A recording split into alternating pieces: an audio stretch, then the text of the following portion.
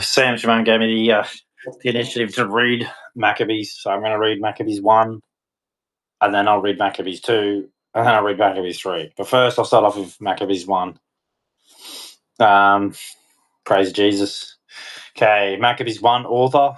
Although the author of First Maccabees never identifies himself, it may reasonably be assumed that he was an Orthodox Jew familiar with both the geographic and the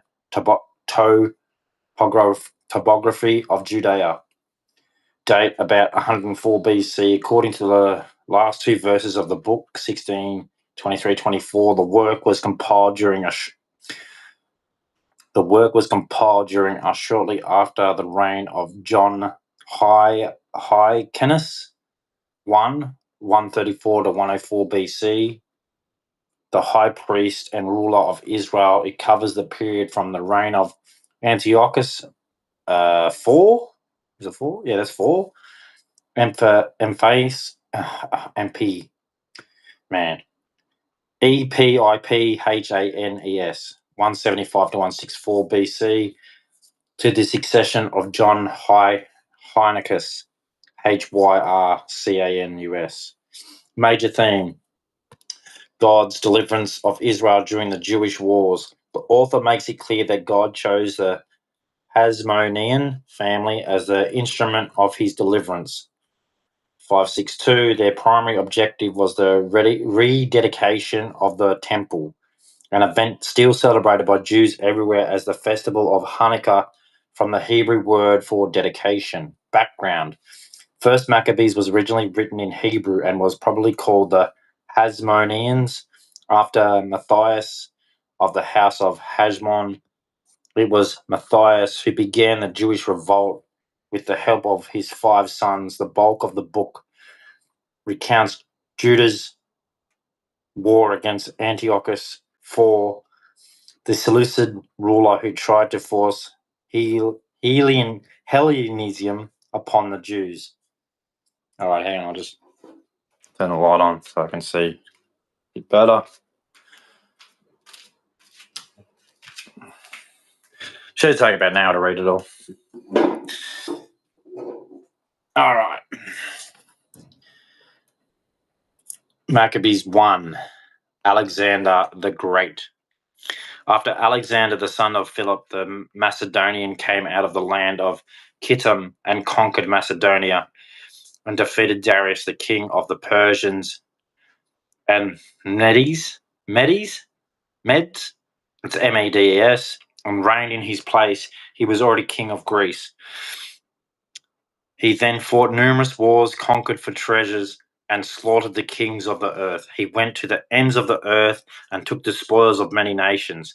So the earth rested from war before him, and he was exalted. His heart was likewise encouraged. He formed a mighty army and ruled countries, nations, and princes, and they all paid taxes to him. Then later he fell sick, and he knew he was dying. So he brought in his trusted servants who had grown up with him from childhood and parceled out his kingdom to them while he was still living. After Alexander reigned for 12 years, death claimed him. Then his servants began to rule, each in his appointed place. They all put on crowns after he died, and their sons for many years after them, and the evils they caused multiplied on the earth. Antiochus, Epiphanes, I've got to learn how to say that, Epiphanes, and the lawless Jews. A sinful root came forth from them. Antiochus, I hate Epiphanes. I've got to learn how to say that. I'll look it up. How do you say that? Oh, I won't do it.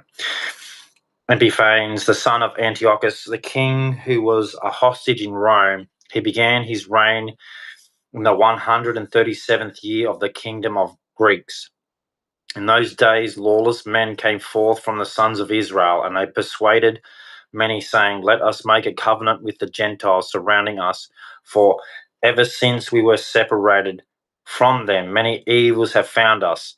This proposal found favor in their eyes, and some of the people eagerly desired to enter into the agreement. So they went to the king and he gave them authority to observe the ordinance of the Gentiles. Then they built a gymnasium in Jerusalem according to the customs of the Gentiles, and made themselves as the uncircumcision. So they fell away from the holy covenant, yoked themselves to the Gentiles, and sold themselves to do evil. Antiochus conquers Egypt.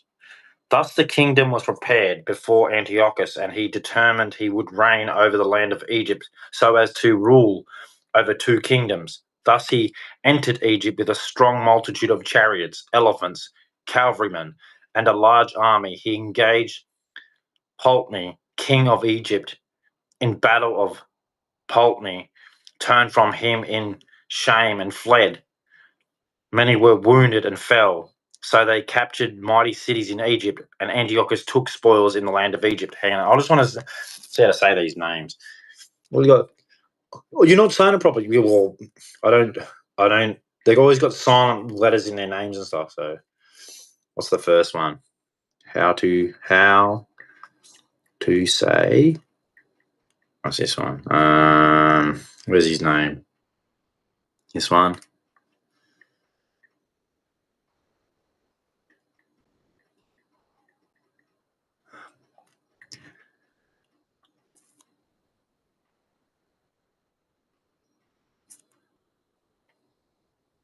You should join me in more prayer.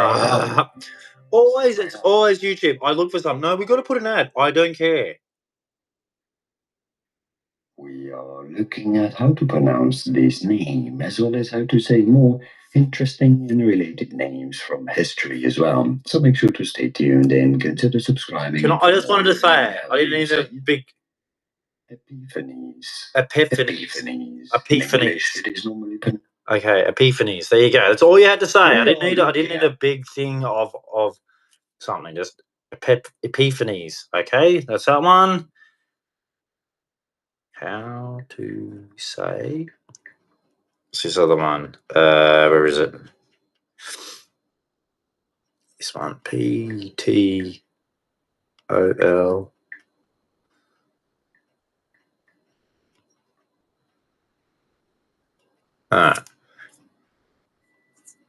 We are looking at how to pronounce the name of this historical mathematician, astronomer, geographer, and astrologer who wrote several scientific treatises of historical importance. How do you go about pronouncing his name? Ptolemy. Ptolemy. Okay. Ptolemy. Okay, Ptolemy. Ptolemy turned from him in shame and fled. Many were wounded and fell, so they captured. Was it rule over two kingdoms? Thus he entered Egypt with a strong multitude of chariots, elephants, cavalrymen, and a large army. He engaged Ptolemy, king of Egypt, in battle, and Ptolemy turned from him in shame and fled. Many were wounded and fell, so they captured mighty cities in Egypt, and Antiochus took spoils in the land of Egypt. Antiochus pillages the temple. After he conquered Egypt in the 143rd year, Antiochus turned and went up to Israel and Jerusalem with a large army. He entered the sanctuary in arrogance and took the golden altar and lampstand, all the utensils, the table and presentation, the cups and bowls, the golden censers, the curtain, the crowns, and the golden ornaments on the face of the temple. He stripped everything and took the silver and the gold and everything costly and the hidden treasures he found. Taking all these things, he departed for his own land. He committed deeds of murder and spoke with great arrogance. There was great mourning everywhere in Israel. Rulers and elders groaned, virgins and young men grew weak, and the beauty of the woman was altered. Every bridegroom took up a lament and sat mourning in his bridal chamber. The land was shaken for its inhabitants, and all the house of Jacob was clothed with shame. More destruction in Jerusalem. After 2 years, the king sent a revenue official to the cities of Judah, and he entered Jerusalem with a large army. Antiochus spoke peaceably words to them with deceit, and they believed him. Then he fell upon the city suddenly, struck it a great blow, and killed many people from Israel. He took spoils from the city, set it on fire, and tore down its houses and the city walls. They took captive the women and the children and took possessions of the animals. Then they built the city of David with a great and strong wall and strong towers, and it became their citadel, citadel, whatever they want to say. They placed there a sinful nation of lawless men, and they became strong within it. And they laid upon weapons and provisions and gathered together the spoils they had taken from Jerusalem. Then they returned there and were like a great snare. It became an ambush against the sanctuary, an evil accuser against Israel continually. They shed innocent blood around the sanctuary and defiled the sanctuary. The inhabitants of Jerusalem fled because of them, and she became a dwelling place of strangers. She became a stranger to her offspring, and her children forsook her. Her sanctuary was laid waste like a desert, and her feasts were turned into mourning, her Sabbaths into a disgrace, and her honor into contempt. Her dishonor prevailed against her glory, and her high position was turned into mourning. Then the king wrote to all his kingdom that they all were to be as one people, and that each one was to forsake his customs. So all the nations accepted the word of the king. Many from Israel also thought it good to serve him. So they sacrificed the idols and profaned the Sabbath. Then the king sent books to Jerusalem and the cities of Judah by the hand of messengers and told them to follow foreign customs in the land, to forbid whole burnt offerings and sacrifices and drink offerings in the sanctuary, to profane the Sabbaths and the feasts, and to defile the sanctuary and the holy ones. These books also told them to build altars, sacred precincts, and temples to idols, to sacrifice swine and common animals, to leave their sons uncircumcised, so they would corrupt their souls by every unclean and profane thing, and forget the law and alter all the ordinance. They also added that what they also added that whoever did not obey the word of the king would die. According to all these words he wrote to everyone in his kingdom. He also placed inspectors over all the people and the commander in the kingdom. He also placed inspectors over all the people and commanded the cities of Judah to sacrifice in each of every city. Thus many of the people, everyone who forsook the law, joined together and did evil things in the land. They forced Israel to hide in every place of refuge they had. Then on the 15th day of Chislev, in 145th year, they set up the abomination of desolation on the altar of the whole burnt offerings and built altars in the surrounding cities. Altar of the whole burnt offerings and built altars in the surrounding cities of Judah.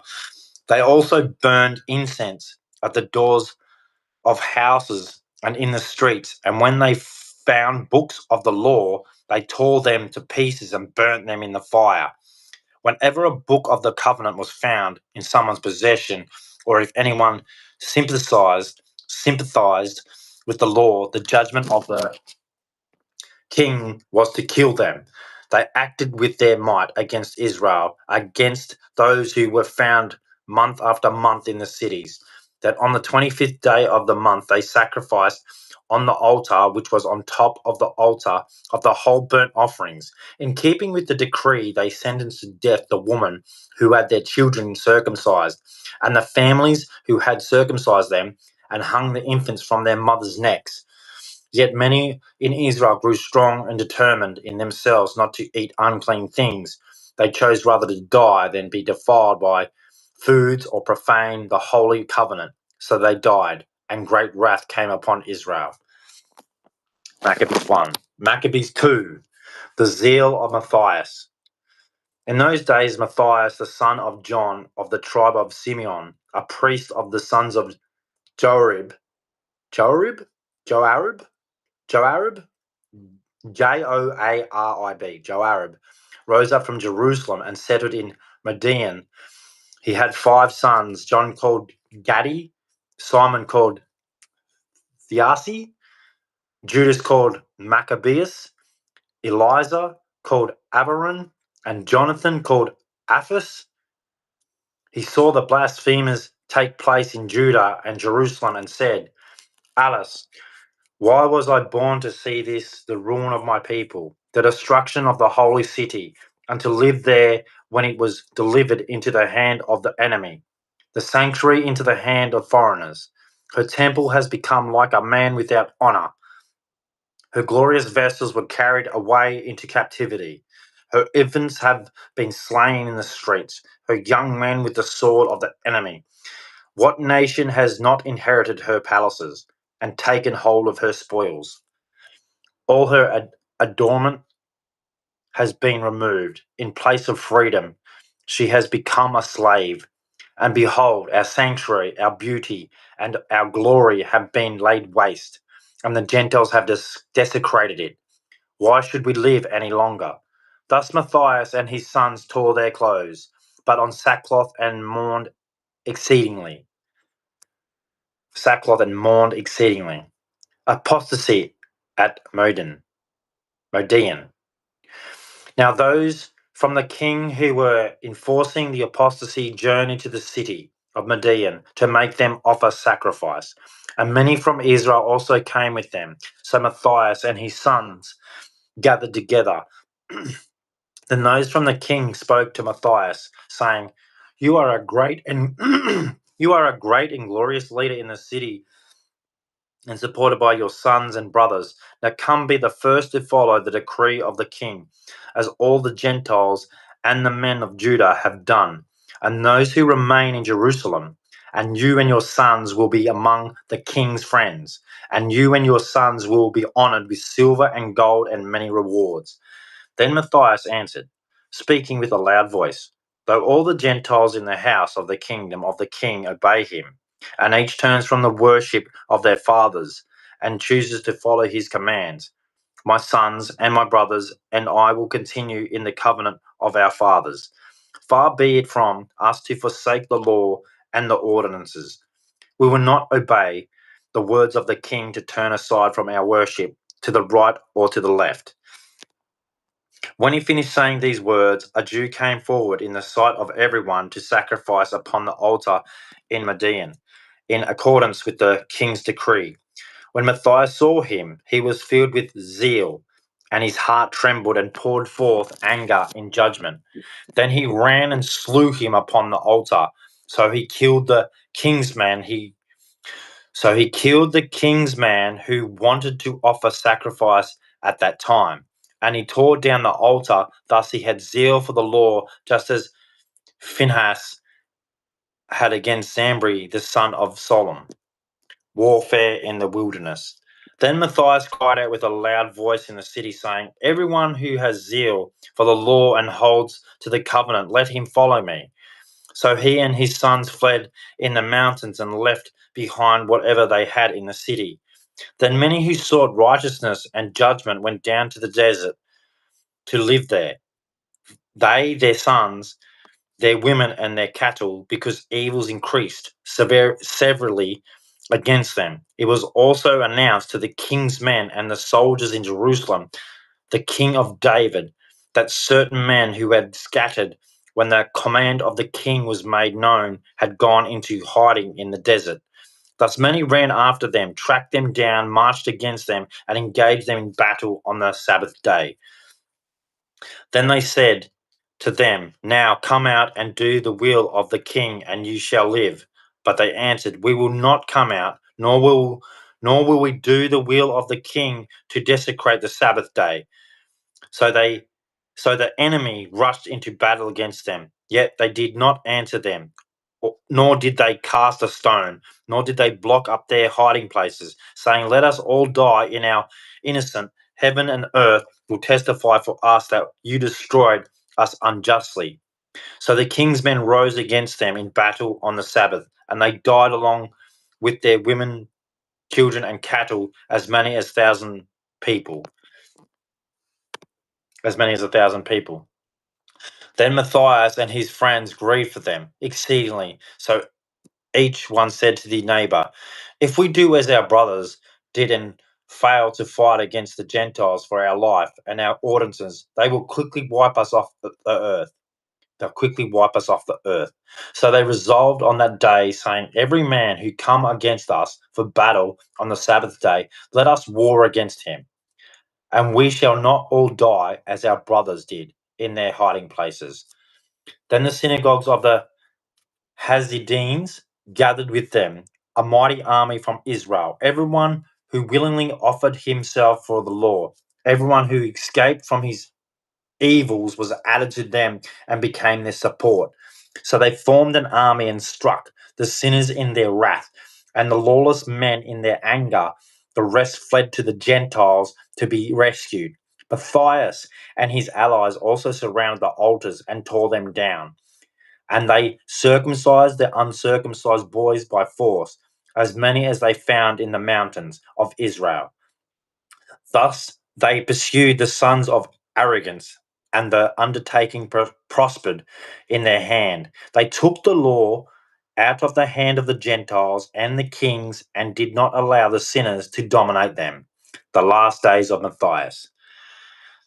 Then the days approached for Matthias to die, and he spoke to his son, saying, now arrogance and scorn and the time of destruction and furious anger have been strengthened. Therefore, children, be zealous for the law and offer your lives for the covenant of our fathers.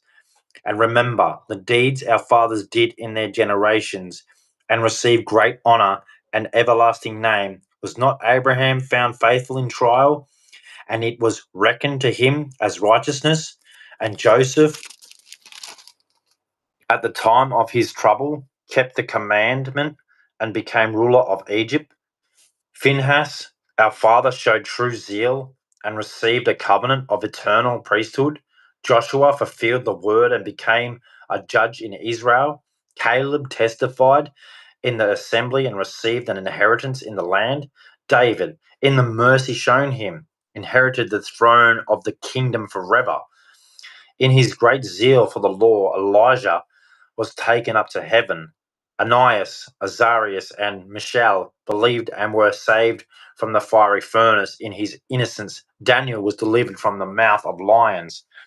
Thus understand from the generation to generation that all who hope in the Lord will not be weak.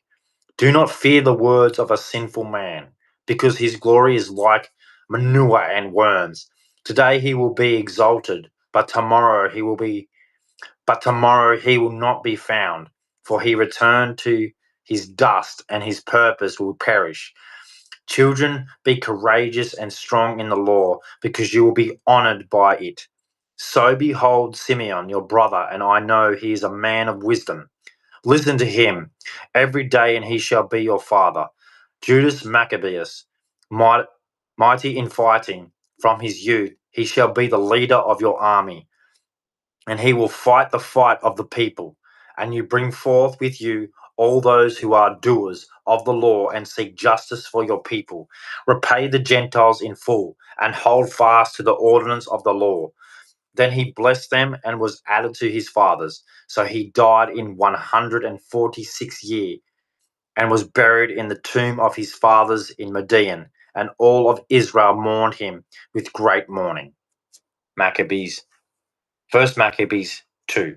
Gonna just go hang out at house. I'll be back. Take a break. The Kit Kat.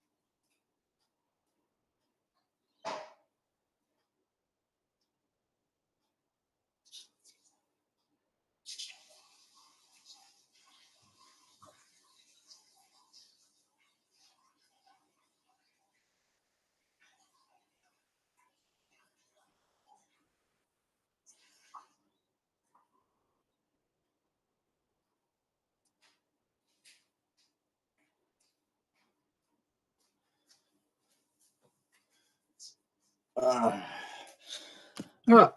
all right, back to it. All right. Maccabees, First Maccabees, chapter 3. Judas Maccabees succeeds his father. Then Judas his son, who was called Maccabeus, rose up in his place. His brothers all helped him, and everyone who had been allied with his father, and they fought the battle for Israel with gladness. He enlarged his people's glory, and was clothed with a breastplate like a giant, and he girded on his weapons and waged war. Sheltering the camp with his sword, he was like a lion on his deeds, like a young lion roaring for his prey. For he pursued the lawless and searched them out, and set on fire those who troubled his people. The lawless were humbled from fear of him, and all the workers of lawlessness were troubled. For his For deliverance prospered by his hand.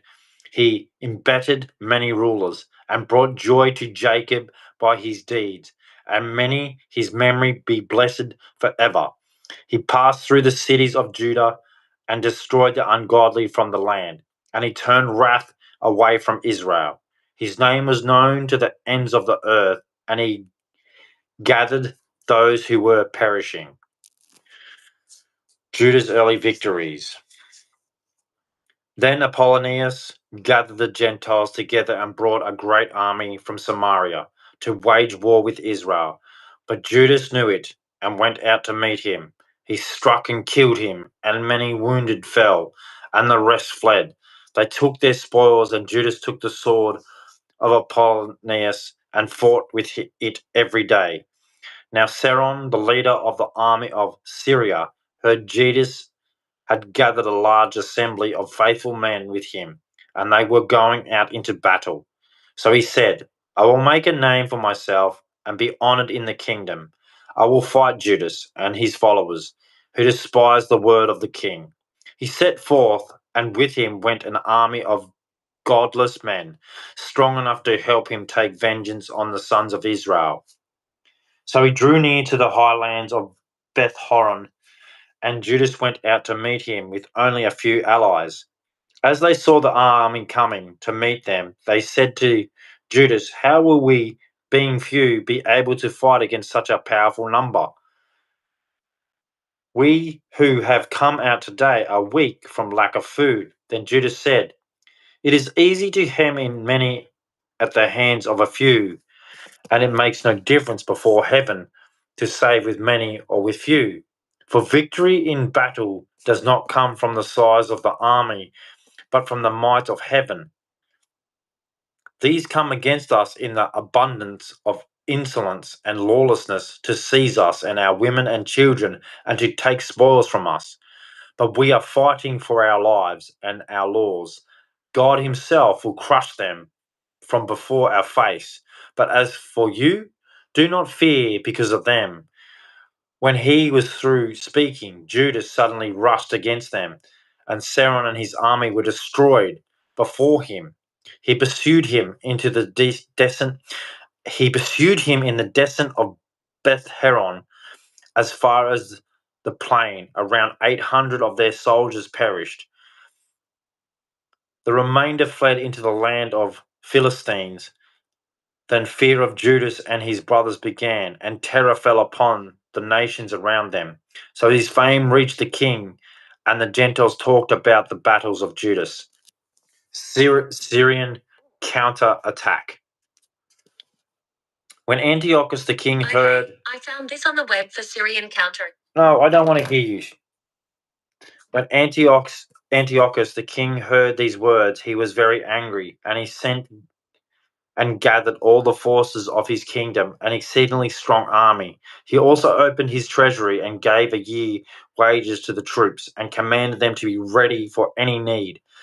Then he noticed the silver in the treasury was depleted, and the taxes from the region were small because of the dissension and misfortune he caused in the land when he took away the laws that existed from the earliest days. So he took care not to pay out expenditures, and give gifts as abundantly as he had done before, even more lavishly than the previous kings. He was very disturbed in himself, so he decided to go to Persia and collect taxes from those regions and gather abundant silver. He left Lysias, a man of distinction from the royal lineage, in charge of all the king's affairs from the river Euphrates to the boundary of Egypt. He was also to take care of his sons Antiochus until he returned. Then he handed over to Lysias half of the armies and the elephants. He gave him orders concerning all his wishes and concerning those who lived in Judea and Jerusalem. He ordered him to send an army against them, to destroy them and remove the might of Israel and the remnant of Jerusalem, and to remove their memory from that place. He was also to settle foreigners in all their regions and distribute their land by lot. Then the king took half of the remaining armies and left Antioch, the capital of his kingdom. In the 147th year, he crossed over the Euphrates River and entered the regions on the other side. Lysias appointed Ptolemy, oh man, I've had this name, Ptolemy, the son of Doremanus, and Nicanor and Georgius, valiant men who were loyal to the king, and he sent with them 40,000 infantry and 7,000 cavalry to go into the region of Judah and crush it according to the king's orders. So he set out with the whole army, and they went and captured near Emmaus, Emmaus on the plain, where the merchants of the region heard about them. They took a very large amount of silver and gold and shackles and went into the camp to obtain the sons of Israel as slaves. The army of Syria and of the land of Philistines joined them as well. The Jews prepared for battle. Now Judas and his brothers saw that evil events were increasing and the armies were encamped at their borders. They learned also the words of the king, which he ordered to bring destruction and annihilation on the people. So each man said to his neighbor, "Let us repair the ruin of our people and battle for our people and the sanctuary." Then the assembly gathered to prepare for battle and to pray and ask God for mercy and compassion. Jerusalem was uninhabited. Like a desert. Jerusalem was inhabited like a desert. No one brought products in or took them out, and the sanctuary had been trampled down.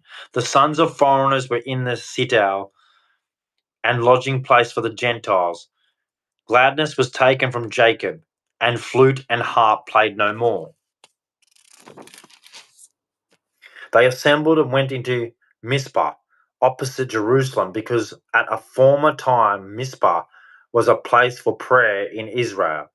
They fasted on that day and put on sackcloth, sprinkled ashes upon their head, and tore their garments. They opened the book of the law and They opened the book of the law to look into those matters about which the Gentiles consulted the likeness of their idols. They also carried their priestly garments and the first fruits and the tithing, and they stirred up the Nazarites who had finished their days. Then they cried aloud to heaven, saying, "What do we do with these, and where will we take them? Your sanctuary has been trampled down and defiled, and your priests are in mourning and humiliated. Behold, the Gentiles have gathered against us to destroy us.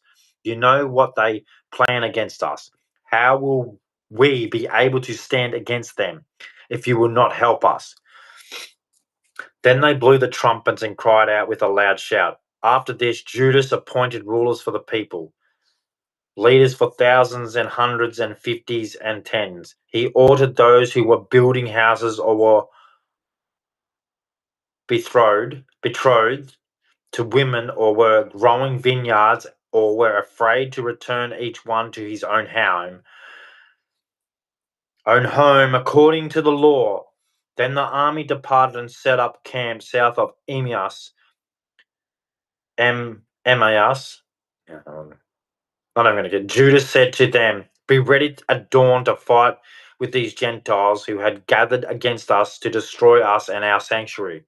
For it is better for us to die in war than to look upon the evils of the Gentiles would bring to us and the sanctuary. But as God's will is in heaven, so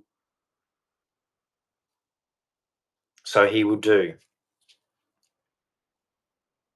Would bring us out of the sanctuary, but as God's will is in heaven, so he will do." First Maccabees chapter 3. I'm going to make a coffee because, man, when these people translate, it's like they want to catch you off guard. I'm going to put a word here. Like, just make it like it's normal English. Oh, we just not know. Like, some of these words is like you're trying to be clever with your words. Like this one here. His own home. It could have been his own house. Like, it would have still made the same thing. A house, home, the same. You know. But no, we've got to be tricky. Oh, that's right. I'm gonna have a break. A coffee. I'm just going to read the whole thing. It's like 15 chapters. But man, it's like the people who do the translations are trying to be tricky with words. Like, just make it simple. I don't know why. It must be a thing doing a translation. I'm going to make it really tricky because I'm so educated. It's like, no, you're being a douchebag. Just do simple English for people to understand. You don't have to be clever with your big words. It does nothing. So when I talk to people, they're trying to be real classy and think they're intelligent by using big words. Like, you just sound like an a-hole. Just say what you mean. Oh, well, look, you're not. You sound like it's like Jordan Peterson. He sits there trying, God, think, and then he tries to make it sound real intelligent. It's like, dude, you sound like a robot. That's what Jordan Peterson sounds like to a robot. Could you imagine talking to him? Hang on a second, I got to process it. Ding, ding, da, ba, da, ma, na. It's like, yeah, you're a great speaker in that, but you sound like a freaking robot. Like, I couldn't hang with someone who's that anti-fancy with his words. It's like, that's just not normal. It's not how normal people talk when they're out together. You're not going to hang on. The circumference of the Pythagoras theorem of the angle of the donkey is like, who talks like that, dude? Oh, well, yeah, because you want to think you want that dildo up your bum. It's like, no, I've got no ego and pride. Just be simple so everyone can understand. I'm gonna make a coffee. Might even put something on. Let's see. Yeah, I said something about Syria, and Siri thought I was talking to her, and I'm like, I said Syria, not Siri. All right.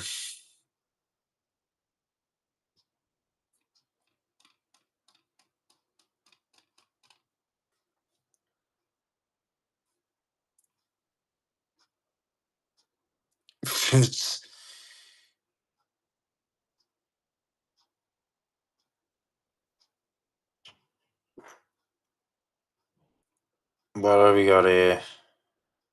Oh, I just see that. All right, I'll be. Oh, so many of these tonight. Do not buy pizza. Large butter chicken. Not again. If isn't fast food causing weight gain, here's how. Radical Muslims are now coming for the dogs, folks. For the dogs. I'll start The Maccabees. dogs. Yeah. Here's the thing. I do see, and I break the world down into two groups. You have dog lovers and cat lovers. Dog lovers seem to be a certain kind of people, usually a little friendlier, usually a little more open, usually a little bit more loving. Not to say that cat people are bad, but there's a stereotype for dog people, there's a stereotype for cat people, and I believe everything I've seen in my life holds somewhat true. Not to say that cat people are bad people. Again, the Muslims, because of a certain hadith in the Quran that says that dogs are unclean, a lot of Muslims are anti-dog. What does that mean? Because a lot of times it implements as they kill dogs. A lot of times, unfortunately, it actually implements in actually killing dogs or pulling dogs in different countries and having cats as pets. I'm talking traveling by your sweet Zionist prince. Israel was promised to me 3,000 years ago, and it can be promised to you as well to get the merch down below description to travelingplan.com. And let's get a look at Anything so bad, even trying to cook puppy heads. Protests in Iran. Nardine Kiswani is now calling for a ban on dogs as pets in the city. NYC is coming to Islam. Dogs definitely have a place in society, just not as indoor pets, like we all said. Good luck doing that in Australia. So, one of our native animals is a dog. Take a The decision. dingo. Take You're gonna a colonise what on. you'd like to see, because the reality The is indigenous that Muslim countries. The Aboriginals are going, you're not killing our dingoes. Here's Congressman Randy Fine. If they force us to choose the choice between dogs and Muslims, it is not a difficult one. For context, this is the leader of one of the key mainstream Muslim groups that supports Mamdani. Which, again, we're not surprised. Do I think Mamdani is anti-dog? No, I think Mamdani's a whore for views. I think he'll do anything to make people happy who vote for him. And that means just shilling his beliefs out. But like that's like most Islamic radicals in America. They'll just lie and lie and lie. Don't touch my dog. Islam is after us. Let's take a look at this. Can you leave? No. Can you get away? No, can you leave us alone? Hey, don't hit my dog. Don't hit my dog. No, you leave. Step on the place. No. Can you leave? No, you leave. I won't go. Then go, Bomo. What do these people think they are, man? Like, this is disgusting, man. She's walking a dog and he's like, you have to do. It's like, these people are just so inhumane. No. It's like, you don't have the right to go to another human. Can you leave? I'm going to. Yeah, good on you, girl. Push him away. Piss off, dude. Like, we got to get rid of this shit. This is not welcome in anybody's country. Turkish. I don't know if this is in Turkey or if this is Turkish in Miami. Kind of looks like Miami. I don't know why an American would have a dog, so I'm assuming it's in America. Sounds like a Turkish. I heard him say Gatosh. So there you go. There's some Turks and Muslim Turks harassing somebody with a dog. Sneeko commentating on the dog situation. Let's see. Your dog. Yeah, but Sneeko's a fag. It's not cute. He's a closet homo, man. I don't want to pet it. I don't want to. You're a closet homo. You were hanging out with the Tate boys and what's his name? You're a closet homo, dude. Good. Dogs are gross. Good. Have a child. God wants us to have kids, not to have a bunch of fucking dogs. Everybody in Miami pushing around a little Frenchie, putting a dog in a stroller. It's an animal. Get over yourself. Dogs. Fuck dogs. Call to action right now. All my folks watching from Miami. Hola. What's wrong with dogs, man? Get over yourself, man. Have a lot of sex and have a lot of kids. That's the first thing. Adopt 2 dogs in honor of Sneeko. Name all of them Sneeko. Adopt 2 dogs today. In Miami, we have the amazing Humane Society. We have dog shelters. Oh my God, dogs. If every single person watching this video from Miami today... Get rid of Islam, not dogs. 2 dogs. And I suggest even finding out where Sneeko lives. Now, don't dox him. Find out the general area where he lives and walk your dogs there. Make an effort. Because if these Muslims want to come to Miami and they want to tell us how to live life in Miami, as a Miami born and raised, I can tell you, we love dogs in Miami. I grew up with a dog in Miami. Go find out the general area where Sneeko lives and walk the dog. Take a pit bull. Grab a pit bull and go, pat this one. He's got lockjaw. Make Miami unlivable for him to go human beings. Sneeko wants to live in an Islamic caliphate. Get him to go live in Islamic. He should move to the IRGC. Muhammad Hijab warns a cop dogs in the area are an aggression will kill them. However, when those foreigners came in with their dogs, that was a provocation, total aggression, and we will kill those. See, this is the thing. They're in England and they're telling English people how they should have their country. Like, this is beyond a joke. You English people, right? You're that's supposed to be my background. You just become pussies. You're leading like the police. You're pussies, man.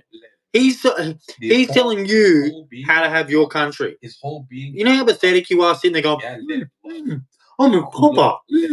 You look like a piece of shit, dude. What we believe. You look like a weak English man. Soul. It is and you think you're some, I'm a copper. No, you look like a pussy. Of one of the tribes of You're getting trampled on in your own country and you're allowing it to happen. You've got no backbone. It's disgusting. Let me see. Let me verify this before I... or maybe it's tribe of Oven. Energy core, lithium battery. Do a bit more later. Now, Maccabees, 1 Maccabees chapter 4. Then Georgius took 5,000 men and 1,000 choice cavalry, and the arm marched out by night to descend upon the camp of the Judeans and strike them suddenly. Young men from the citadel served as his guides, but Judas got word of it, and he and his soldiers marched out to strike the king's army in Emmaus, while his forces were dispersed from the camp. When Georgius came into the camp of Judas at night, he found no one. So he sought them in the mountains, saying, "These are fleeing from us."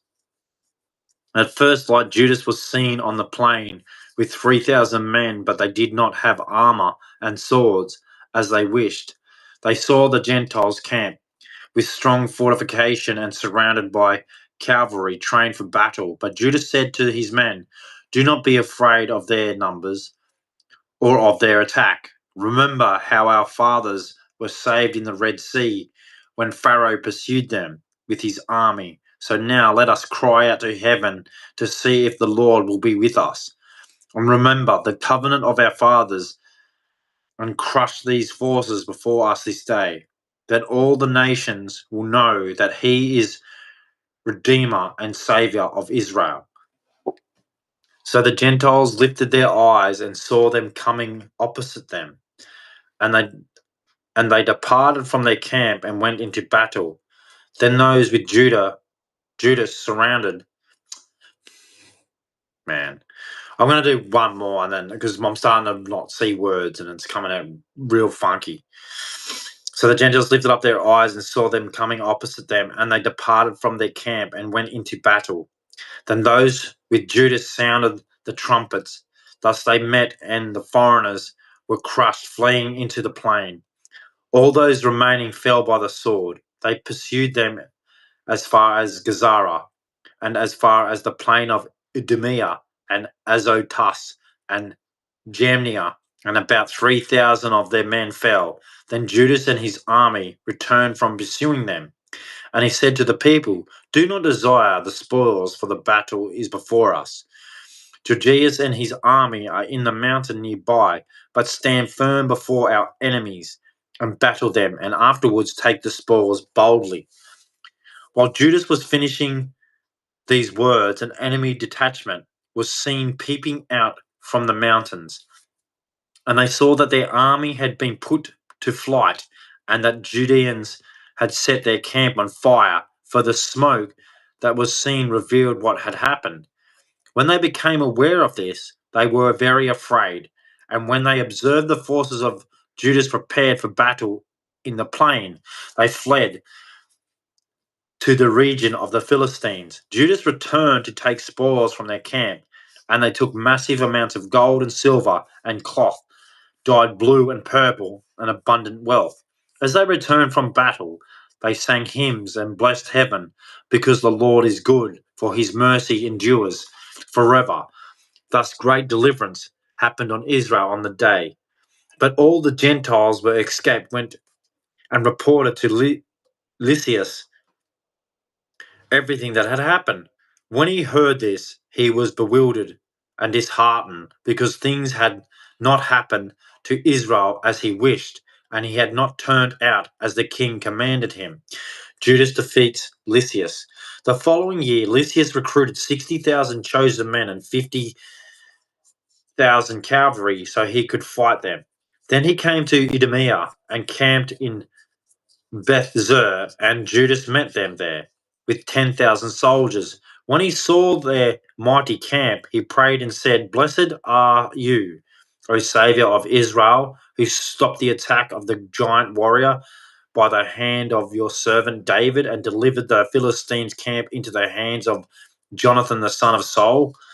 His armor bearing even so besieged Jonathan the son of Saul, his armor bearing. Even so besiege the camp by the hand of your people Israel, and let these enemies be ashamed of their army and cavalry. Put cowardice in them, and melt their boldness of their might, and let them be shaken by their defeat. Cast them down with the sword of those who love you, and let all the men who know your name give praise to you with hymns. Then they attacked one another, and 5,000 men from the camp of Lysias fell, and some fell from the opposite side. When Lysias saw the turn of events for his troops, and the courage shown by those of Judas, and how they were prepared either to live or to die bravely, he returned to Antioch and recruited mercenaries to again invade Judah with an even greater force. Restoration of a temple. So Judas and his brothers with him said, Behold, our foes have been crushed. Let us go up to purify the sanctuary and renew it. Thus the entire camp gathered and ascended to Mount Zion. They saw there the sanctuary deserted, the altar desecrated, and the doors burned down. In the courtyard they found that bushes had grown up as in a wooded area or one of the mountains. They also saw the priests' quarters in ruins, so they tore their garments and lamented greatly and sprinkled themselves with ashes. They fell on their faces on the earth, sounded the signal on the trumpets, and cried to heaven. Then Judas ordered his men to fight those in the citadel until he purified the sanctuary. He chose righteous priests devoted to the law. They purified the sanctuary and carried the defiled stones to an unclean place, and they discussed what they should do with the altar of whole burnt offerings, which had been desecrated. I gotta finish up this one. It seemed to them the best plan was to tear it down, so it would not be a reproach to them, because the Gentiles had corrupted it. So they tore down the altar. They also stacked the stones in an appropriate location on the temple hill until a prophet would come and tell what should be done with them. Then they took uncut stones according to the law and constructed a new altar like one before. They also repaired the sanctuary and inside of the temple and consecrated the courtyards. They made new holy vessels and carried the lampstand, the altar of incense, and the table into the temple. And they burnt incense on the altar and lit the lights on the lampstand, and these gave light inside the temple. Then they set bread on the table, hung the curtains, and completed all the tasks they had begun. They rose early on the morning of the 25th day of the 9th month, which is the month of Chislev, in the 148th year, and offered sacrifice according to the law on the new altar of whole burnt offerings, which they made. It was consecrated, man. I've got to really stop because I'm not even saying things properly. It was consecrated with songs and harps and lutes and cymbals at the time, and on the day the Gentiles had desecrated it. All the people fell down and worshipped and blessed heaven, which had prospered them. They celebrated the consecration of the altar for 8 days, and they offered whole burnt offerings with gladness, and the sacrifice of a peace offering and a thank offering. They also adorned the face of the temple with crowns and the temples with crowns of gold and small shields, and restored the gates and the priest quarters and installed doors. There was great gladness among the people, and the disgrace of the Gentiles were removed. Then Judas and his brother and the congregation of Israel decided that each year at the time the days of the consecration of the altar should be observed with joy and gladness for 8 full days, beginning on the 25th of the month of Chislev. At this same time, they also built high walls and strong towers around Mount Zion, lest the Gentiles come and destroy these things as they had done before. Then he stationed an army there to guard it, and he fortified the town of Bethzer, so the people would have a fortress that faced Idumea. That's First Maccabees chapter 4. I'm gonna have to stop there because my word, I'm going here and then everyone's starting to sound retarded. But Maccabees, yeah. Not many people know Maccabees unless you're Catholic or Orthodox because no other books have it. Because I don't think the Protestants agree with it, but I'm not sure. But yeah, it's only in Orthodox and Catholic books. So praise Jesus. Sorry that I can't finish. I'm starting to mumble things and it's not coming out properly. So praise Jesus. God bless. I'll read the rest tomorrow. I'll start at Maccabees 5 and I've got to go do something tomorrow anyway. So after that, praise Jesus. God bless. Have a good night.